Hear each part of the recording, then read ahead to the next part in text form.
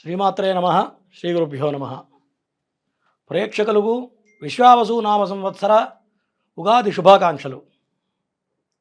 ధ్యానం వందే శంభౌమాపతిం సురగురుం వందే జగత్కారణం వందే పన్నగభూషణం మృగధరం వందే పశూనాం పతిం వందే సూర్యశశాంగమన్యనయనం వందే ముకుందప్రియం వందే భక్తజనాశ్రయం చ వరదం వందే శివం శంకరం.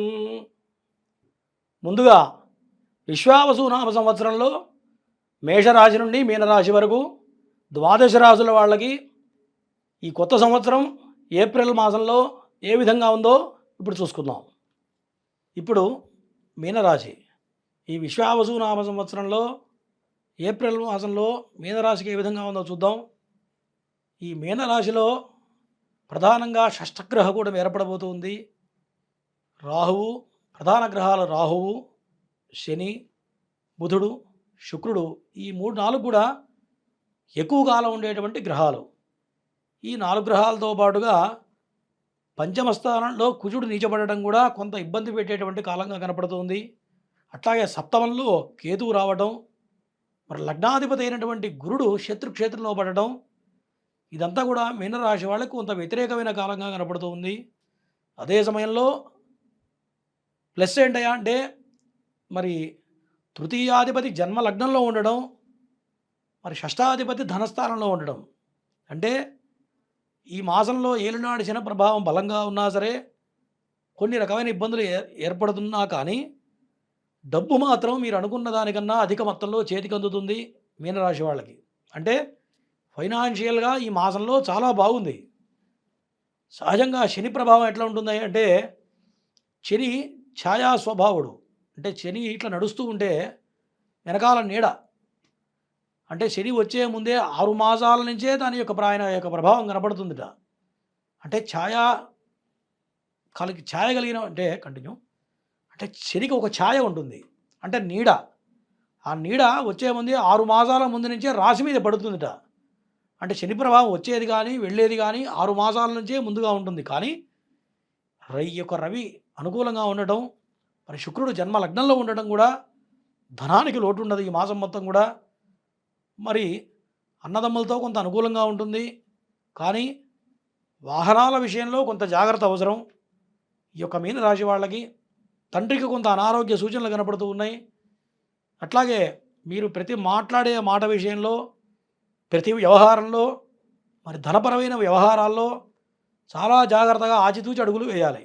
ఎందుకంటే మరి ధనాధిపతి, భాగ్యాధిపతి అయినటువంటి కుజగ్రహం పంచమ భావంలో నీచ స్థితిలో ఉండడం వల్ల సంతానానికి కొన్ని రకాల ఇబ్బందులు కలగడం, సంతానానికి అనుకోని ఖర్చులు మీద పడడం, మరి అప్పులు చేసి పిల్లలకి ఖర్చు పెట్టాల్సిన పరిస్థితులు రావడం, మరి పిల్లల పరంగా కొంత వృధాగా డబ్బు ఖర్చు అవ్వడం అనేది ప్రధానంగా ఈ యొక్క మీనరాశి వాళ్ళకి కనపడుతూ ఉంది. అంటే ఒక ప్రక్క ధనం వస్తుంది కానీ ఈ విధంగా డబ్బు ఖర్చు అవుతూ ఉంటుంది. అట్లాగే అన్నదమ్ముల మధ్యలో కూడా కొంత విభేదాలు ఏర్పడడం, తండ్రి కొడుకుల మధ్యలో కొన్ని రకాల విభేదాలు ఏర్పడడం, దానివల్ల కొన్ని కుటుంబపరమైన చికాకులు ఏర్పడడం, తండ్రి కొడుకుల మధ్యలో కొంత వైరం ఏర్పడడం అనేది ప్రధానంగా మీనరాశి వాళ్ళకి ప్రధానంగా కనపడుతూ ఉంది. మరి ఈ విషయాల్లో, ఈ వ్యవహారాల్లో కొంత జాగ్రత్తగా ఆచితూచి అడుగులు వేయాలి. మరి మీనరాశిలోకి శని వచ్చాడు కాబట్టి జన్మలగ్నంలో శని, దీనివల్ల ఎక్కడ లేని కష్టాలన్నీ కూడా మీనరాశి వాళ్ళకి ఏర్పడబోతూ ఉన్నాయి. జన్మలగ్నంలో ఎప్పుడైతే శని వచ్చాడో ఇప్పటి వరకు మీకు బండి నడిచిపోయి ఉంటుంది, ఎటువంటి ఇబ్బందులు లేకుండా అవసరానికి ధనం అందడం, ఖర్చులు పెడుతూ వెళ్ళిపోతూ ఉంటారు. కానీ జన్మలగ్నంలో ఎప్పుడైతే శని భగవానుడు ప్రవేశించాడో ఆర్థికపరమైన ఇబ్బందులు ఏర్పడతాయి. ఇక్కడి నుంచి 2027 సంవత్సరం డిసెంబర్ వరకు కొంత వ్యతిరేకంగా కనపడుతుంది మీనరాశి వాళ్ళకి. షష్టగ్రహ కూటమి వల్ల, జన్మలగ్నంలో ఈ యొక్క గ్రహాల కలయిక వల్ల, పంచమభావంలో కుజుడు నీచపడడం వల్ల ప్రతి వ్యవహారంలో కూడా కొంత వ్యతిరేకంగా కనపడుతుంది. మరి ఈ సమయంలో కొత్త వ్యాపారాలు చేయడం అనేది ప్రధానంగా పనికిరాదు. కొత్త ఇన్వెస్ట్మెంట్స్ కానీ, మరి షేర్ మార్కెట్లో ఇన్వెస్ట్మెంట్ చేసే వాళ్ళకి కూడా ఈ కాలం మొత్తం కూడా వ్యతిరేకంగా కనపడుతుంది. కాబట్టి అటువంటి ఇన్వెస్ట్మెంట్స్ ఏవి కూడా పనికిరావు. అట్లాగే ఆస్తులు అమ్మాలనుకుంటూ ఉంటారు కొంతమంది. ఈ శని సమయంలో మీరు చేసిన అప్పుల బాధలు తట్టుకోలేక మరి స్థిరాస్తులు అమ్మి మీరు బాకీలు తీర్చాల్సిన పరిస్థితి గోచరిస్తూ ఉంది మీనరాశి వాళ్ళకి. మరి ఇటువంటి వ్యవహారాల్లో చాలా జాగ్రత్తగా ఉండాలి. మీరు ఏదైతే ఆస్తి అమ్మాలనుకుంటున్నారో ఆస్తికి సరైన రేటు రాకపోవడమో, మరి ఎదుటి శత్రువర్గం ఎవరైతే ఉన్నారో తక్కువ మీ యొక్క ఆస్తిని కొట్టేయాలని చూడటమో, లేదు భాగ పంపిణీల్లో అన్నది మరి ఆస్తుల వ్యవహారంలో మీకు కొంత అన్యాయం జరగడం అనేది ప్రధానంగా కనపడుతుంది. అంటే ఆస్తుల పంపకాలనేవి ఈ మాసంలో కొంత వాయిదా వేయడం అనేది ప్రధానంగా చెప్పదగ్గ సూచన. ఈ గ్రహస్థితి ఉన్నప్పుడు ఇటువంటి నిర్ణయాలు తీసుకున్నా, ఇటువంటి షేర్ చేసుకుంటే, ఆస్తుల పంపకాలు చేసుకున్నట్లయితే మీకు కొంత వ్యతిరేకంగా రావడం కానీ ఫలితాలు, మీకు కొంత అన్యాయం జరగడం అనేది ప్రధానంగా కనపడుతూ ఉంది. కాబట్టి ఈ విషయాల్లో జాగ్రత్తగా ఉండాలి మీనరాశి వాళ్ళు. అట్లాగే ఈ మీనరాశి వాళ్ళకి జన్మలగ్నంలో రాహు ఉండడం వల్ల కొన్ని మొండి నిర్ణయాలు తీసుకోవడం అంటే ఎట్లా కనిపిస్తుంది అంటే, మీరు చేసే పని తప్పని తెలుసు కానీ కొంత మొండిగా మూర్ఖత్వంగా ఎవరు చెప్పినా వినకుండా దగ్గర వాళ్ళు చెప్తే కూడా సరే అని చెప్పి మీరు అదే పని చేస్తూ ఉంటారు. దానివల్ల మీకు కొన్ని ఇబ్బందులు ఏర్పడతాయి. ఎట్లా ఉంటుందంటే, చిన్న పిల్లవాడు ఉంటాడు, తండ్రి పక్కన నిప్పు ఉంటుంది. అరే దాంట్లో చేయి పెట్టబాగరా చేయగలుగుతుంది తండ్రి చెప్తాడు, కానీ పిల్లవాడు పోయి దాంట్లో చేయి పెడతాడు. అప్పుడు ఏమవుతుంది? ఖచ్చితంగా చేయగలుగుతుంది. అట్లాగే ఈ సమయంలో ఇటువంటి నిర్ణయాలు తీసుకున్నట్లయితే ఖచ్చితంగా దెబ్బతింటారు. దానివల్ల మీకు కొన్ని వ్యతిరేక ఫలితాలు సంప్రాప్తమయ్యే కాలంగా కనపడుతుంది. కాబట్టి మరి ఆస్తుల విషయంలో, ఉద్యోగ వ్యాపార వ్యవహారాల విషయంలో చాలా జాగ్రత్తగా ఆచితూచి అడుగులు వేయాలి ఈ మాసం మొత్తం కూడా.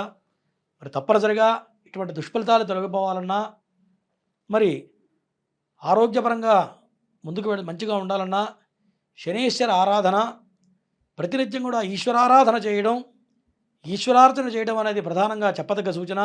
మరి ఈ మీనరాశి వాళ్ళకి ఈ దుష్ఫలితాలు తొలగిపోయి, చెడు ఫలితాలు తొలగిపోయి సత్ఫలితాలు కలగాలంటే ఖచ్చితంగా శనీశ్వర ఆరాధన, ప్రతినిత్యం కూడా శివాలయానికి వెళ్ళటం, శివాలయంలో ప్రదక్షిణాలు చేయడం, నవగ్రహ ప్రదక్షిణ చేయడం, ప్రతి శనివారం కూడా శనీశ్వరుడికి నువ్వుల నూనె పోసి కొబ్బరికాయ కొట్టడం ఒకటి, మరి 27 ప్రదక్షిణాలు చేయడం వల్ల ఈ యొక్క వ్యతిరేక ఫలితాలు తొలగిపోయి సానుకూలంగా ఫలితాలు సంప్రాప్తం అవుతాయి. అట్లాగే అనుకూలమైనటువంటి వర్ణం ఈ పసుపు వర్ణం. పసుపు వర్ణ వస్త్రాలు ధరించి ముఖ్యమైన వ్యవహారాల్లో ముందుకెళ్ళినట్టయితే ఈ మీనరాశి వాళ్ళకి ఈ విషావసునామ సంవత్సరం ఏప్రిల్ మాసంలో చాలా అనుకూలంగా ఉండబోతుంది ఈ యొక్క మీనరాశి వాళ్ళకి. ఇంతవరకు ఈ ఏప్రిల్ మాసంలో విశ్వావసునామ సంవత్సరంలో మాస ఫలితాలు చెప్పుకున్నాం. మరి ఇటువంటి దుష్ఫలితాలు తొలగిపోయి సత్ఫలితాలు కలగాలంటే మీ జన్మజాతకం ప్రధానంగా చూసుకోవాలి.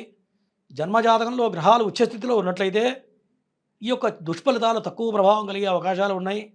ఉచ్చస్థితిలో ఉన్నట్లయితే ఇంకా మంచి మంచి ఫలితాలు వస్తాయి. ఇవన్నీ బేరుజు ఎట్లా వేస్తామయ్యా అంటే, జన్మజాతకం ప్రధానం కాబట్టి జన్మజాతకాన్ని అనుసరించి కొంత ముందుకు వెళ్ళాలి.